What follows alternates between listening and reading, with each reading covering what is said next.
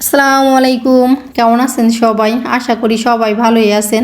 আজকে কিন্তু প্রচণ্ড পরিমাণে ঠান্ডা পড়ছে, আর রোদের তো দেখা নাই। বেলা কিন্তু অনেকটাই হয়ে গেছে যখন আমি চা বানাইতেছি। 7:30টারও বেশি বাজে, এখন পর্যন্ত রোদ উঠে নাই। এদিকে আমি দুধ চা বানিয়ে নিতেছি, আর শীত যেহেতু বেশি লাগতেছে এজন্য চা খাবো এখন। আমি কিন্তু সবসময় চা খাই না, একটু ঠান্ডা বেশি লাগতেছে দেখে চা বানাই, চা খাইতেছি আজকে। আর এদিকে দুপুরে রান্না করার জন্য ফ্রিজ থেকে মাছ বের করে ভিজাই নিলাম।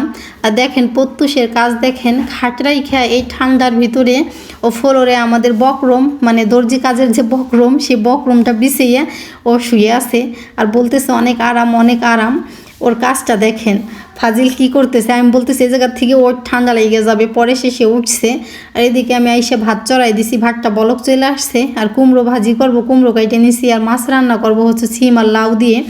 লাউর ছিমের ভিতরে হয়তো দু একটা আলু দিলে ভালো হতো, লাউ আছে, লাউ নষ্ট হয়ে যাবে দেখে লাউটা আমি দিয়ে দিলাম। আর এদিকে ভাতটা হয়ে গেছে, ভাতটা এখন গড়দা নেবো। ভাত গড় দেওয়ার পরে কুমড়ো ভাজি করে নিতেছি। কুমড়ো ভাজিটা তো দেখে ভাবছিলাম মনে একটু ভালো লাগবে না, মিষ্টিও না কিছু না, কুমড়ো যাই হোক কুমড়ো ভাজিটা ভালোই লাগছে।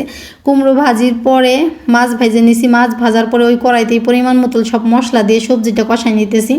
সুন্দর করে আমার সবজি কষানো হয়ে গেছে, একটু পানি দিয়েও কষাই নিছি। তারপরে ঝোলের পানি দিয়ে মাছ দিয়ে নামানোর একদম ধনেপাতা দিয়ে তরকারি নামাই নিছি। দেখেন আমার তরকারি কালারটা সেই হয়েছে। আজকের তরকারি খাইতে এত মজা হয়েছে বলার মতন না। আমি তো লাউ দিছি, ভাবছি লাউ দিয়ে রান্না করলাম কীরকম লাগবে না, লাউ সিম, যাই হোক অনেক মজা হয়েছে। তারপরে দুপুরে গোসল করে একটা কাঁথা ধুইছি, ছাদে যায়নি মিলতে, আমি চলে আসছি এই জায়গা মেলার জন্য। এই জায়গা দুই পাশে কাপড় চোপড় ভুড়াই দেখি একটু একটু শুকাইছে, ওইগুলো একটু ভুড়াইয়ে তারপরে কাঁথাটা মিলতেছি। মনে করেন আমি তো বাড়ি থুইয়া ছাদও জেনে কাপড় চোপড় মেলার জন্য এই জায়গাও আসি না, এই জন্যই আসি না, আমার নেওয়ার কিন্তু মনে থাকে না। কিন্তু আজকেও তাই হয়েছে, কাঁথাটা মিলছি, আনার একটু মনে নাই। মাগরিবের আজান দিছে তারপরে যে আনছি। আর এদিকে আমার চোখ পড়লো, দেখেন ওরা পেঁয়াজ লাগাইতেছে, পেঁয়াজগুলা লাগাইতেছে কিভাবে দেখেন। প্রথমে সাম দিয়ে কিন্তু দুইজনে মিলে নাঙল দিয়ে এইভাবে আয়না দিতেছে। আর মাটি তো মনে করেন আগের থেকে একেবারে অনেক নরম করে নিছে, মই দিয়ে এই করে নিছে, মাটিগুলো অনেক সুন্দর ঝুরঝুরে নরম হয়ে যায়। তারপরে এই যে সাম দিয়ে এই যে নাঙল দিয়ে এইভাবে আইল কেটে দিতেছে, আর ওনরা যে সিরিয়াল ধরে লাগাইতেছে। আর এত চালু এইগুলো লাগাইতেছে, আমি কিন্তু দুধ থেকে জুন করছি, অনেক চালু কিন্তু লাগাইতেছে, একটা একটা করে বুনতেছে। আমি বিকালে আবার যাই দেখি কি এই ভুঁই তো লাগানো হয়ে গেছে, আর একটা ভুঁইতে লাগাইছে কিন্তু এরা। আর পাশে আর একটা ভুঁইতে ওই যে মেশিন দিয়ে জমি চষতেছে। আর একটা জিনিস দেখেন, এত পরিমাণে বক পিছনে, অনেক বক পিছনে। আমি তো কোনোদিনও কিন্তু আমি বকের মাংস খাইনি, কিন্তু আমি যদি বক মারতে পারতাম আজকে কিন্তু ওই জায়গার থেকে অনেকগুলো বক মেরে আনতে পারতাম, এত পরিমাণে বক ওই জায়গা। পরে তো চলে আসছি বাড়িতে এসে আসার পরে দুপুরে খাওয়া দাওয়া করছি। দুপুরে খাওয়া দাওয়া করার পরে এখন কিন্তু যে শরবত খাইতেছি আমি মাগরিবের আজানের পরে। এই বেলটা কিন্তু কয়েকদিন আগে পড়ছে, সেই সময় ভালো পাকা ছিল না, একটু পাকা কম ছিল, ঘরে রাইখে দেওয়া হয়েছিল। এখন ভাবছি যে সুন্দর মতো পাকবে তারপরে বেলটা দিয়ে শরবত খাবো। তো আজকে দেখি না সুন্দর মতো বেলটা পাইকে গেছে, তারপরে শরবত খাইতেছি। এত সুন্দর একটা ঘ্রাণ বের হয়েছে বেল থেকে বলার মতন না, আর প্রচুর পরিমাণে মিষ্টি বেল।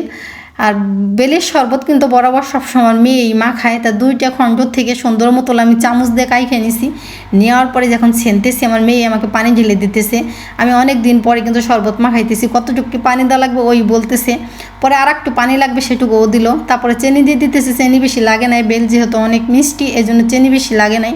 তো চিনি দিয়ে সুন্দর করে খাই নিতেছি, পানি আর একটু দিলাম, দেওয়ার পরে দেখিনি এখন ঠিকই আছে, আর পানি দেওয়ার দরকার নেই। আর বেলটা তো ছোটো, এই জন্য শরবত অনেক কম হয়েছে, যতটুকু শরবত হয়েছে ততটুকু আমাদের হয়ে গেছে। আমাদের ঘরের আবার সবাই আবার বেলের শরবত খায় না, আমিও কিন্তু আগে খাইতাম না, এখন আমার অনেক পছন্দ।